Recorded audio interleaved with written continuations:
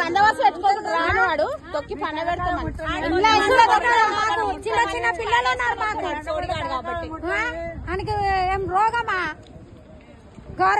పేదోళ్ళది భూములకు గుంజుకోవడానికి ఈ బస్తీలో మొత్తం ఇంక్వైరీ అయ్యి ఎవరికైనా డబుల్ బెడ్రూమ్ వచ్చిందా అర్జెన్స్ లో కానీ అడుగు నువ్వు. ఆయన కరెంట్ బిల్లు మాపు కాలేదు, పింఛనీ రాలేదు.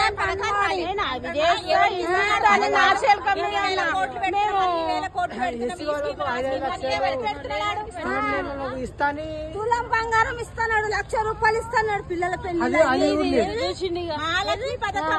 2,500 ఇస్తున్నాడు. ఎవరికి ఇచ్చినాడు? అవన్నీ ఏమి రాకపోయినా కానీ మన భూమి మనకిస్తే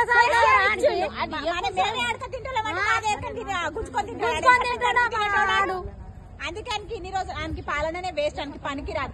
ఆడు భూములు దందా చేసుకుని తినే బాడకవాడు అట్లే బతకాడు. కేసీఆర్ ఉన్నప్పుడు ఇంతవరకు మేము చెలక మీద గొడవ కాలేదు, ఏం కాలేదు. మేము మంచిగా ఉన్నాం. ఇక్కడ గుడిసెలు వేసుకొని మేము మంచిగా ఉన్నాం.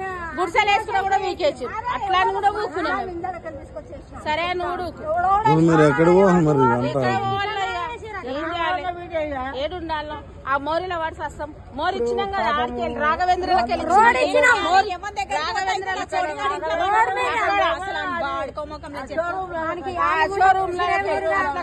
మోరి మా స్థలంలో తెలిసిన ఓడిస్తాడు. మోరి ఇది కాదు, ఆ పెద్ద మోరి ఆ చెట్లు వేసినాయి. అదే పెద్ద మోరి.